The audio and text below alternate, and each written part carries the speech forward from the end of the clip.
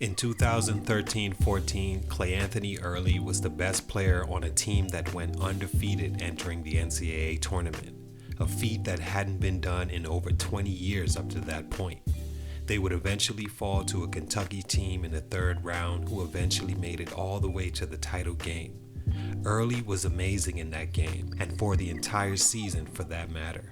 He had 31 points, 7 rebounds, very efficient, hitting 4 of 6 threes, and 12 of 17 shooting from the field in 39 minutes. At 6'8", listed, high motor, solid shooter, even though streaky, he proved to be a very intriguing prospect that possessed ideal size for the position, tough competitor, and most importantly, a big game player. He averaged a little over 16 points a game that season in just 27 minutes. I remember watching him in his 2 seasons at Wichita State under Greg Marshall and thinking about how good he's going to be on the next level. My type of player that has a tough backstory, performs well under the bright lights, and nice size for the position he'll eventually play. Although his story could be featured in the Growth Spurt series with everything he's had to overcome, I still believe his NBA career could have turned out better had these 3 things not happened. Let's get into it. CleAnthony Early, born April 17th, 1991. It's your boy JC Stunted Growth. Get it, man.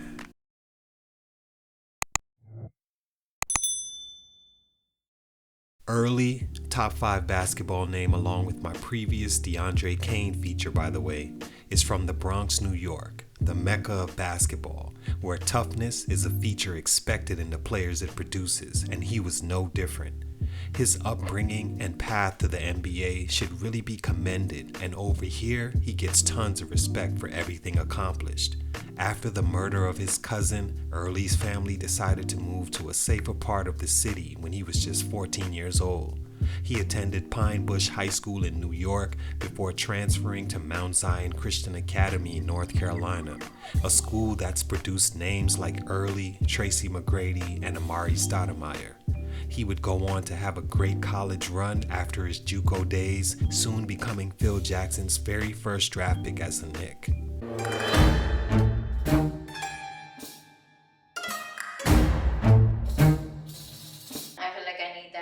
Age gap because guys are definitely very immature. Linger a little bit. Maybe take a little sip of your drink, giggle, look away. And he's like, yeah, reservation for 2. And the woman looks up his name. She's like, sir, that reservation's for tomorrow. Stunt number 1, bit of a tweener. Early, during the draft process, was measured at 6'7" in shoes, but listed at 6'8" throughout college.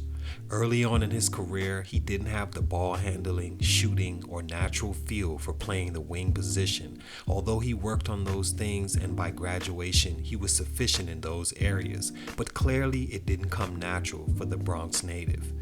Besides that, he was much too small to be effective at the 4 in the NBA at his height and size.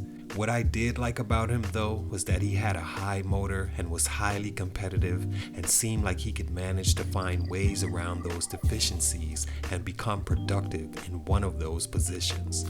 Leaving high school, he was rated as low as 2 stars by some recruiting services and as high as 3 by others.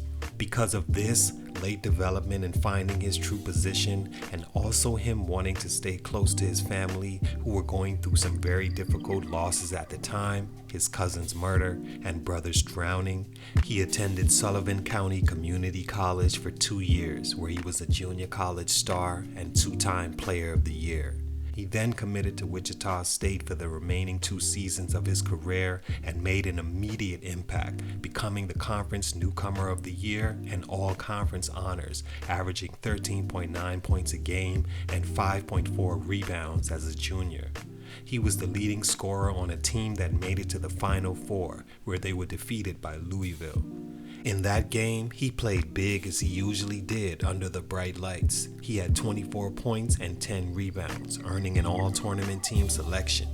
although he showed he could play well against the nation's best teams and regularly dominate at the same time, I think it was also clear he needed to work on things like creating shots for himself and teammates, using more than 2 or 3 dribbles, defense, and becoming a more natural shooter, even though his numbers weren't bad at all.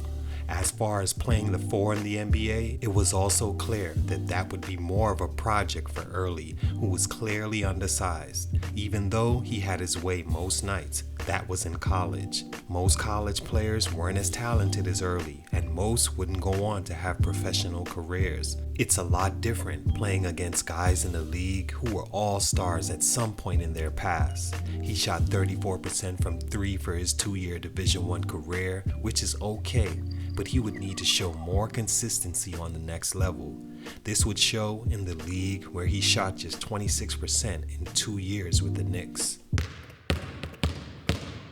Stunt number 2, the Knicks.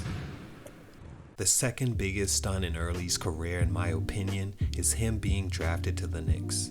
As mentioned earlier, Anthony is from New York, and for most New Yorkers, being drafted by the hometown team is a dream come true. The thing is, not many players could deal with everything that comes with being drafted by their hometown team, especially a city like the one he's from. As far as distractions, there might not be a tougher city to be from and play professionally. This would show early in his career when he was involved in a shooting that occurred around 4 a.m. after leaving a nightclub a few hours before he was expected to be at practice. On June 26, 2014, he was selected with the 34th overall pick in the NBA draft by the Knicks after a highly successful season where he led his team once again deep in the tournament and an undefeated record entering it. Many thought he would be a first-round pick, but for the reason mentioned previously, also concerns about his potential, him being already 23 years old and all, he slipped to the second round, where Phil Jackson took him because of his high-energy game, versatility, and toughness. With that said, I'm of the opinion that a guy like Early, who's from the city, so knows all the spots to enjoy the nightlife, friends and family near, and the unstableness of the Knicks franchise since like forever, this was going to be an interesting landing spot. In hindsight, it proved to be just that. Had he landed in a city like Dallas or San Antonio, somewhere there's franchise stability and also far enough from home that he could focus more on basketball and not enjoying himself, he would have had a longer stint in the league. In just his second season, the shooting happened that proved just as much. Many feel he shouldn't have even been in that situation, being of the stature he was, and also the fact he had practice like 7 hours later. He was also in a very important second year where he still had tons to prove after a rookie year where for the most part he underperformed. In my interview with Troy Bell, he said something very profound. He said how in college he didn't want to go to the clubs until he was good enough that they knew his face and he could get in free. What that meant is that basketball came first for him, and he was determined to get to the point where he was good enough to be noticed, which let him know that his job was done and not focused on partying, especially on a practice day. Early would later get his priorities together, and I think a lot of it was because of that shooting. He was later waived by the Knicks after appearing in just 56 games. Stunt number 3, skills for team needs. Another huge stunt in the career of a guy many thought was a steal in the draft is the lack of translational skills for the NBA. What's the difference between a guy like Early and a guy like, let's say, Draymond Green? Both undersized tweeners but high-motored, both struggle with deep shooting in the NBA, although I think Early has a better stroke, and both expected to be the same type of players entering the league. The difference is, well, for one, Green landed in a situation that couldn't have been better fitting and Early didn't. Green also seems to have the right mentality for his lack of natural talent. Things like prioritizing getting better and not out there having a good time. A few things Green possesses and Early didn't in the NBA was the passing ability and also the ability to rebound at his size and position. There aren't many players that work as hard as Green does in the league. He seems to understand what he lacks and makes up for that with the energy he displays in certain areas like defense and rebounding. Two things Early was always a question at producing. Although he shot well in college, that didn't always translate consistently in the NBA, and that really hurt his future there. Not being a consistent shot creator, not having the vision to be a good passer, not being a better rebounder since his college days made him more expendable than a guy like Draymond Green, who was selected at almost the same position as Early and faced the same uphill battles.